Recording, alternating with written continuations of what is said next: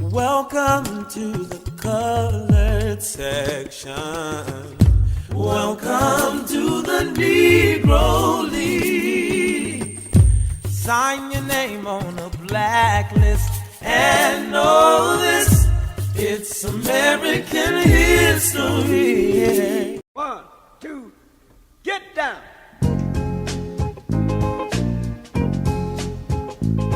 In the early 1900s, a mass exodus known as the Great Migration saw throngs of Southern African Americans uproot their lives and head north, seeking to escape the violence, terror, discrimination, and agonizing poverty of the Jim Crow South. Black migrants primarily moved to urban enclaves, bringing with them their families, their religion, and their musical traditions. This rural Southern religious musical culture mixed with northern urban influences to give birth to a new sound, gospel. Thomas Dorsey, who was named Georgia Tom, we credit him as being the father of gospel. Thomas Dorsey left Atlanta for Chicago during the Great Migration, along with thousands of other migrants who made the journey north. Thomas Dorsey arrived in what was really a Renaissance period in Chicago. There was a flourishing blues industry, a burgeoning jazz industry, and there was also the growth of small religious institutions, storefront churches in Bronzeville, which was the center of Black life in Chicago. And so the proximity between the jazz and blues clubs and the churches led to a great deal of cross-fertilization of African American culture in Chicago. Dorsey was no exception to this cultural fusion. He began to write inventive new music, setting sacred words to the popular harmonic structure of the blues and jazz, including his most well-known composition, Take My Hand, Precious Lord, penned while mourning the death of his wife and their infant child. Let's go. Gracious Lord, I love your name. When I look back from whence I came, sometimes stumbling, sometimes falling, sometimes alone.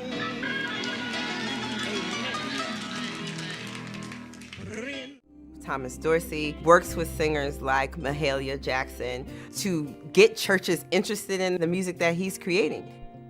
It is both a spiritual imperative for him as well as a commercial one, how you sell music. Reverend Clarence Cobbs of the First Church of Deliverance in Chicago was one of the early pioneers of this new gospel sound. Cobbs introduced the Hammond B3 organ into his pastoral home. For us, being one of the first churches, if not the first church, to bring the Hammond organ from the club into the church, many other churches took his lead. The history of African American music is a tradition of a division between secular music and religious music. And I tell you, children, it's possible for the Lord to drive you home, but he can drive you home to truth. And he can fix it for you if you trust him. Shh, let's sing. God's trying to tell you something. Y'all sing, God's trying to tell you something. Sing, God's sing, trying God's to trying to tell you something.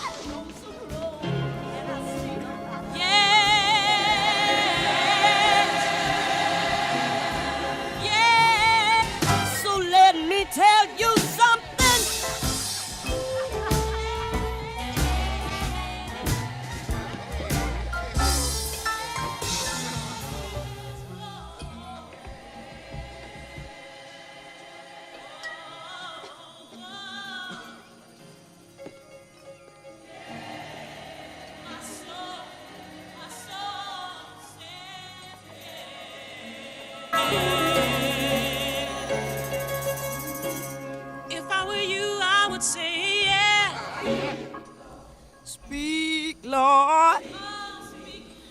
speak to me.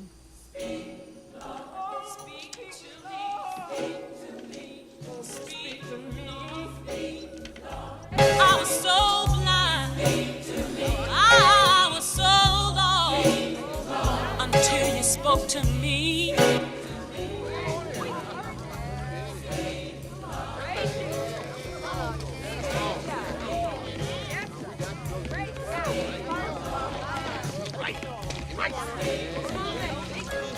My soul. Oh, speak, Lord. Speak to me. Speak, my Lord. Yeah, speak to me. Ooh. I love you, Lord. Speak, my soul. Yeah.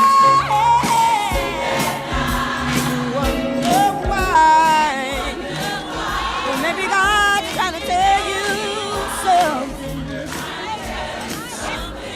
Oh, cry now. Something's gone wrong. Maybe God trying to tell you something. Oh, you can't sleep at night. So wonder why.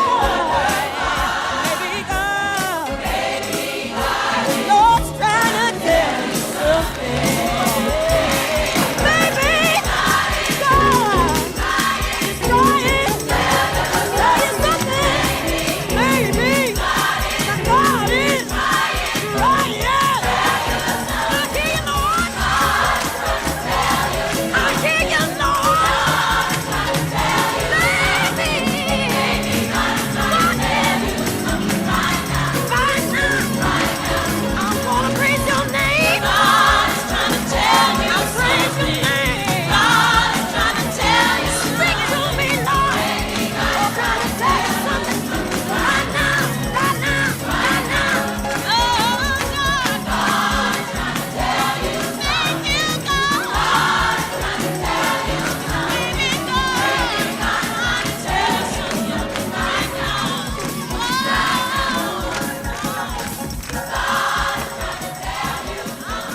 See, Daddy, sinners have soul too.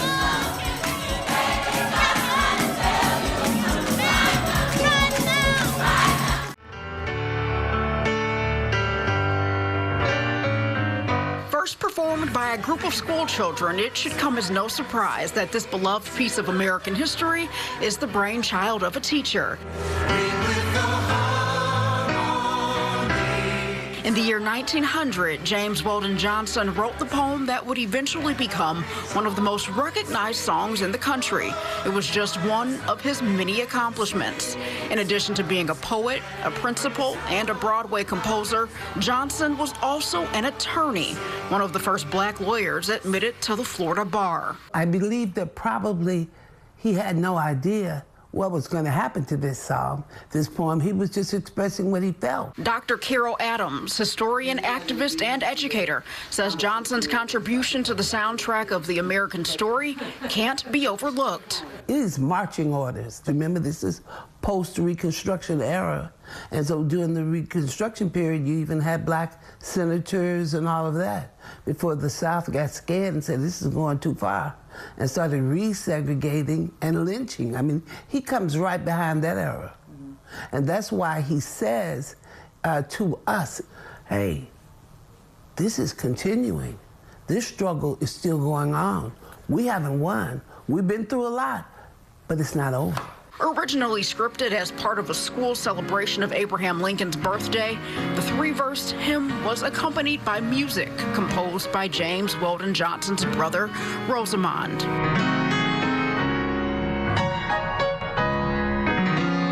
In 1919, during one of the most racially violent periods since the Civil War, the lyrics were given new life.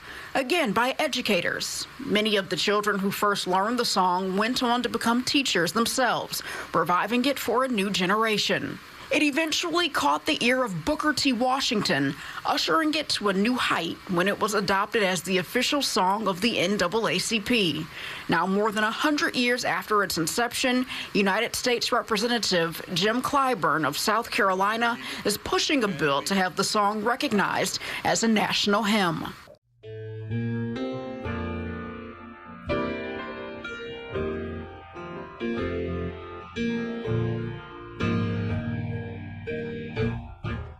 Lift every voice and sing till earth and heaven ring. Ring with the harmonies of liberty. Let our rejoicing rise high as the listening skies. Let it. Let it resound. Let it resound. Loud as the rolling sea. I like this part right here. Come on. Sing a song full of the faith that the dark past has taught us. Sing a song full of the hope that the present has brought us. Facing the rising sun of our new day begun. Let us march on. Let us march on. Till victory is won. Now we add a little something to it. Just to encourage you. We're gonna take you to church later. Let's go! We'll keep marching, fighting till the victory is won. To all my brothers out there. Hold your head up, brother, till the victory is won. To all my sisters in the struggle. Keep believing, sister, till the victory is won. Till that day. Till that day comes. Hey. Let us march on. To victory. Till victory is won. Is won.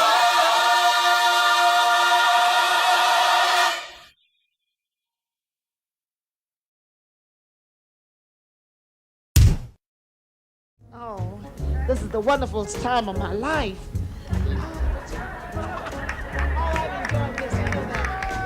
Oh, let me tell you something. Uncle Joe, it's raining and the people are so fine to stand around. And how great it is. Oh, it makes me feel happy. Oh, yeah. Just to know we can stand in the rain and sing. And the people are so sweet to stay here. And I come in on a... Let me tell you what I come in on. Oh, yeah!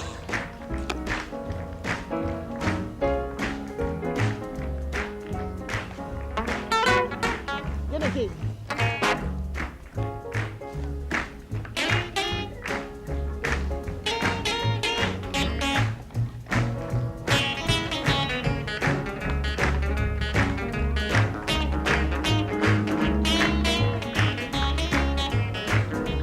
Didn't it rain, children? Rain, oh yes. Didn't it? Yes, didn't it? You know it did, didn't it? Oh, oh yes, how it rained. I said it rained, children.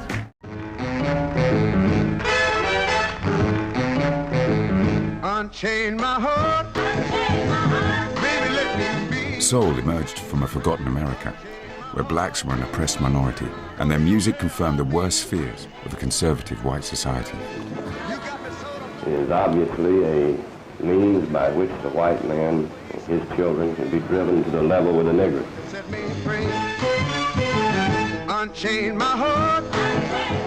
It was a music born of an oppressed people that said to you, a better day is coming.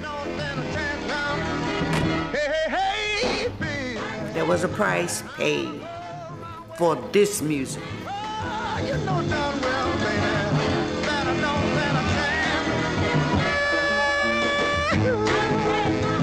Against all the odds, it was a blind pianist named Ray Charles who would first bring soul music to the world.